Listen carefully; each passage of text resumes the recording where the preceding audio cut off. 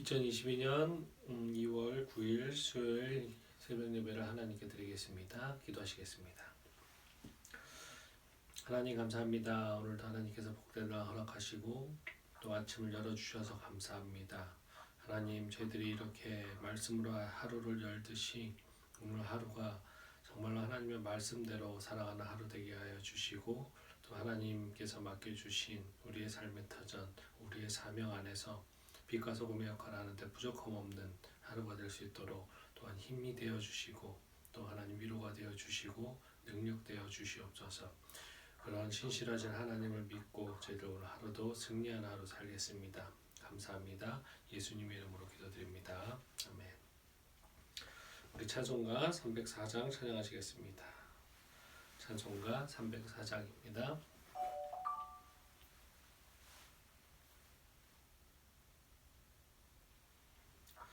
크신 하나님의 사랑 찬양하시겠습니다. 304장.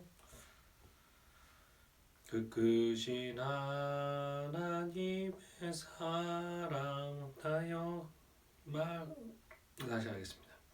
크신 하나님의 사랑 말로 다 형용 못하네. 저 높고 높은 별을 넘어 이 낮고 낮은 땅 위에 죄범한 영혼 구하려 그 아들 보내사 화목제물 삼으시고 죄 용서하셨네. 하나님 크신 사랑은 증량다 못하네. 영원히 변치 않는 사랑 성도여 찬양하세.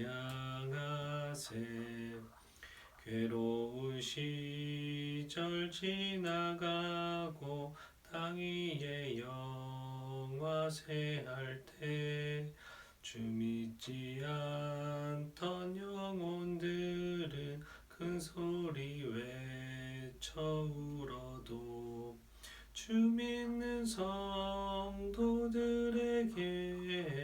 큰 사랑 베푸사 우리의 죄 사했으니 그래 잊을까. 하나님 크신 사랑은 증량다 못하네. 영원히 변치 않는 사랑 성도여 찬양하세. 하늘을 두루마리 삼고 바다를 먹물 삼아도 한없는 하나님의 사랑 다 기록할 수 없겠네. 하나님의 크신 사랑 그 어찌 닿았을까. 저 하늘 높이 쌓아도 채우지 못하리.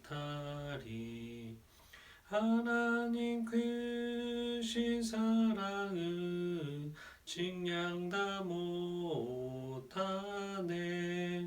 영원히 변치 않는 사랑 성도여 찬양하세.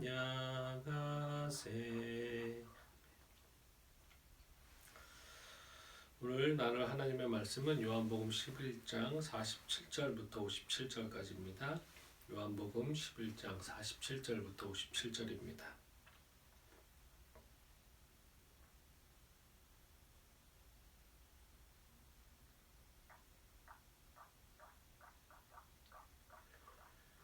요한복음 11장 47절부터 57절 우리 한 목소리로 같이 읽겠습니다.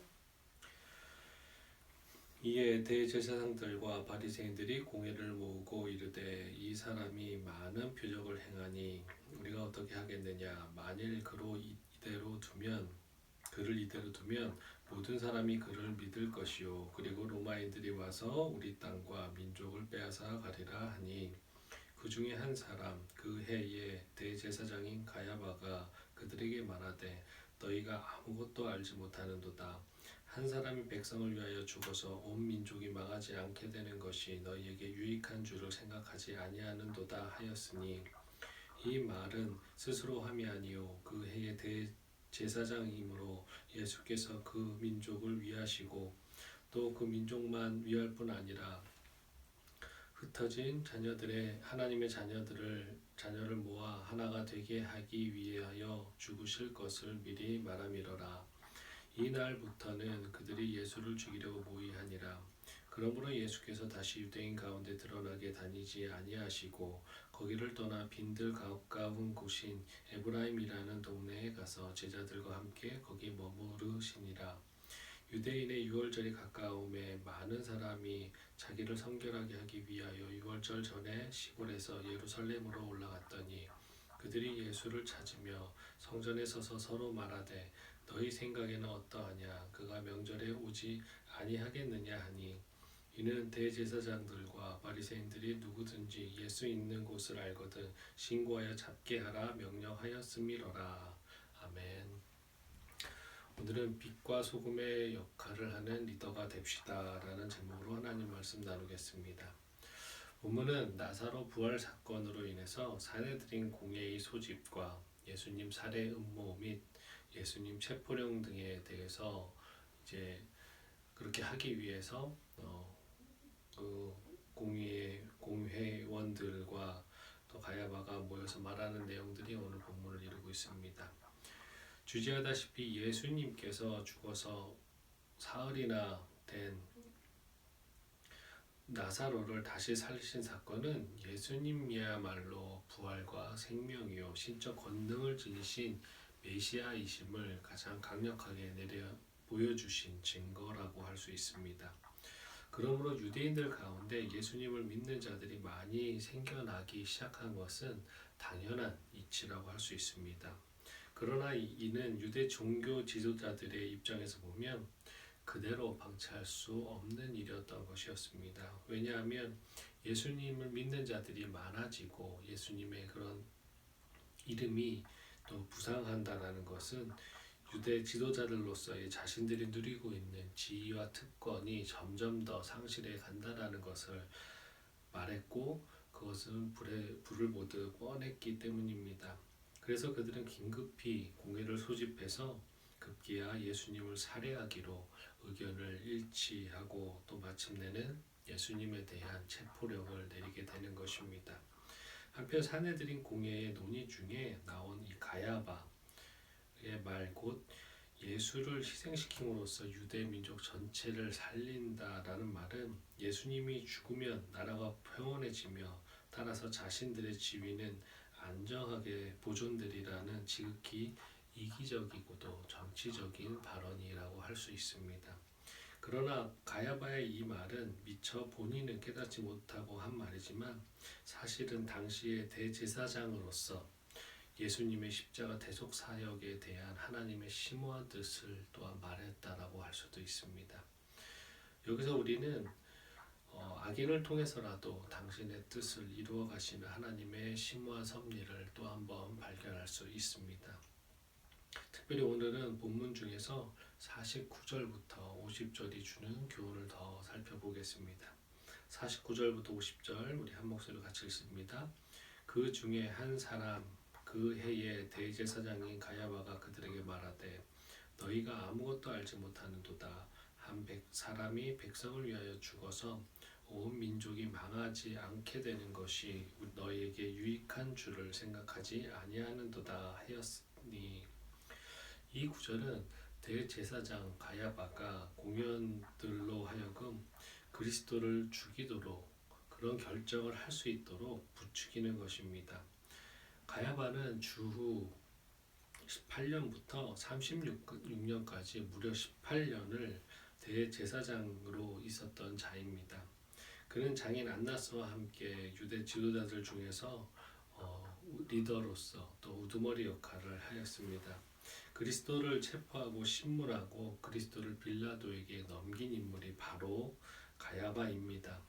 가야바는 공회원들이 그리스도의 처리 문제를 가지고 토론을 하고 계속적으로 악유만 하고 있을 뿐 결론을 맺지 못하자 자신이 원하는 결론이 나오지 않자 참지 못하고 드디어 자신의 영향력을 행사하기 시작합니다.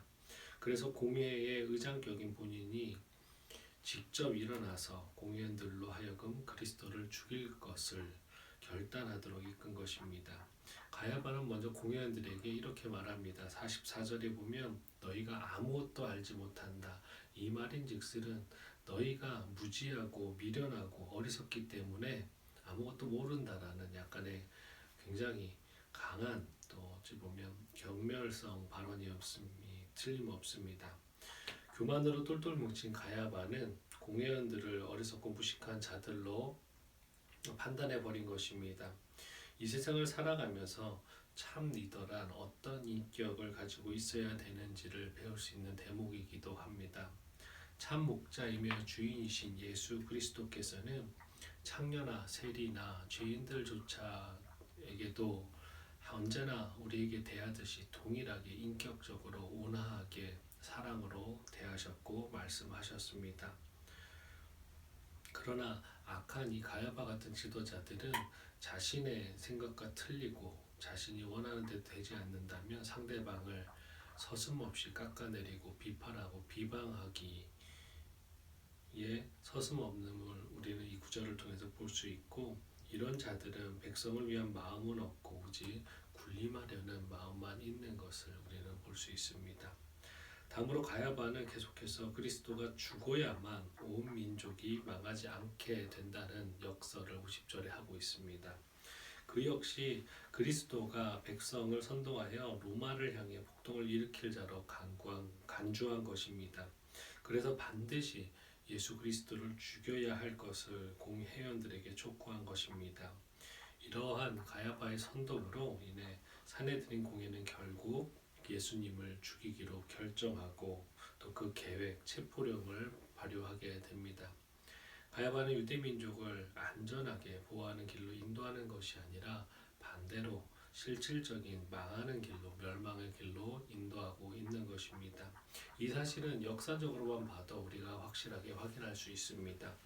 예수 그리스도께서 십자가에 죽으신 후에 이 유대 나라는 사랑과 인내와 하나님을 의지하는 믿음 대신 폭력과 또 바라바 같은 그런 폭력이 또 범죄자들이 많이 발생하였고, 그래서 걸핏하면 로마에 대한 폭동을 일으켰었습니다. 이에 염증을 느낀 로마는 식민지 유대에 아예 그런 폭동을 자주 일으키고 말썽을 자주 일으키는 유대를 아예 초토화시키기로 결정하고 주후 70년 티투스 장군을 보내서 11만 명에 이르는 유대인들을 학살하고 성전을 파괴하고 그 성전을 밭으로 만들고 수많은 유대인들을 노예로 잡아갔습니다. 그리고 나머지 백성들은 타국으로 뿔뿔이 흩어져서 피신했습니다. 결국 역사적으로 볼 때도 가야바의 이 선동과 또 한 리더가 또 백성에게 미치는 영향력으로 인해서 하나님을 저버릴 때 분명히 그것은 망하는 길이라는 것을 역사적으로만 봐도 증명할 수 있는 것입니다. 물론 하나님의 구속 사역의 완전한 계획으로 가야바 같은 리더가 올바로 생각을 했다고 하더라도 예수님께서 십자가에 돌아가시는 구속 사역은 완전하게 이루어졌겠지만, 만일 이 같은 지도자들이 예수님께서 돌아가신 후에 죄를 뉘우치고 회개하고 예수님의 사상과 예수님께서 전해주신 복음을 깨닫고 존중하고 그 사랑의 가르침을 나중에라도 깨달았다라면, 그것들을 유대 백성들에게 권했다라면 유대 민족은 하나님의 선한 섭리로 인해서 평화롭게 독립하고 또 멸망하지 않았을 것입니다. 그러나 유대는 악한 리더들에 의해서 결국에는 멸망의 길로 가게 된 것입니다. 이처럼 국가 지도자의 위치는 나라의 운명을 좌우할 만큼 중요합니다. 어떤 지도자가 선출되고 한 나라를 이끌어 가느냐에 따라서 나라가 흥하기도 하고 망하기도 하는 것입니다. 멀리 볼 것도 없이 북한을 한번 보십시오. 우리 동포임에도 불구하고 우리는 한강의 기적을 이룬 남한이지만 북한은 김일성 일가로 인해서 그 리더 독재자의 리더로 인해서 나라가 산송장 같은 처지로 우리 동포들이 죽어가고 있는 참담한 현실을 우리는 바로 가까이서 확인할 수 있습니다. 그러므로 우리 그리스도인들은 올바른 지도자가 선출될 수 있도록 기도해야 될 것입니다. 정치적인 참여를 하라는 것이 아니라 우리는 먼저 하나님 앞에서 기도해야 될 것입니다. 또 혹시라도 우리 중에 어떤 단체나 또 사업장이나 삶의 터전에서 지도자의 길을 걷고 있거나 또 리더로서 자리를 잡고 계신 분들이 있다면, 아니면 그런 리더와 지도자의 길을 걸으려고 하시는 분들이 있다면 자신의 인격과 사상을 하나님 앞에서 정확하게 살피고 부족한 점이 있다면 말씀으로 훈련되도록 노력해야 될 것입니다. 아울러 우리 국민들은 지도자를 선택할 때 모든 이해관계를 초월하여서 정말 나라와 민족을 위할 수 있는 그런 지도자를 선택하고 투표권을 행사해야 될 것입니다. 할 수만 있다면 그리스도인들이 빛과 소금의 역할을 하듯 그리스도를 믿는 하나님의 자녀가 지도자가 되기를 간절히 기도했으면 좋겠습니다. 요한복음 10장 12절입니다. 삭구는 목자가 아니요 양도 제 양이 아니라 이리가 오는 것을 보면 양을 버리고 달아나나니 이리가 양을 물어가고 또 해치느니라. 우리는 사실 모두가 리더입니다. 하나님의 왕 같은 대제사장으로서 어찌 보면 이 세상을 다스려야 되는 귀한 청지기 역할을 맡고 있는 자들입니다. 그렇기에 우리가 먼저 리더로서 어떤 삶을 살아야 되는지를 깨달아야 할 필요가 있습니다. 예수 그리스도의 참된 리더십을 본받고 하나님께서 허락하신, 여러분들에게 허락하신 삶의 터전에서 진정한 빛과 소금의 역할을 하는 참 리더 되시는 우리 말씀중심교회 귀한 모든 성도 되시기를 다시 한번 축원드리겠습니다. 기도하시겠습니다. 하나님 감사합니다.